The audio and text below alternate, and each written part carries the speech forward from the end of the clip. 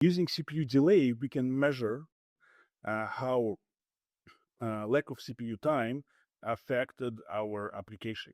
Let's take a look at the metric itself. So we have a metric called container resource delay, CPU delay seconds total. It means if you want to understand the amount of CPU delay in each particular moment of time, we should use function rate. And here we have chart reflecting this metric for our Docker container.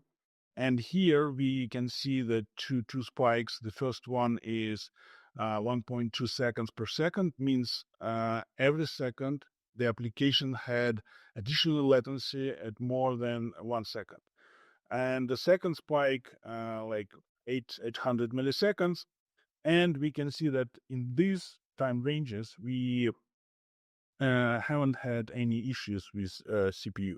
So I had two examples. The first one is when we run our application and like some CPU noisy neighbor on the same node. And you can also, in Linux scheduler, you can also configure CPU shares and give some processes low or high CPU priority. In this scenario, I run the stress tool with low CPU priority, and we can see that it caused a CPU delay of our application like less than 300 milliseconds, and it didn't affect our application latency. But the CPU usage of the node were 100%. And in another case, we also has CPU stress application run on the same node.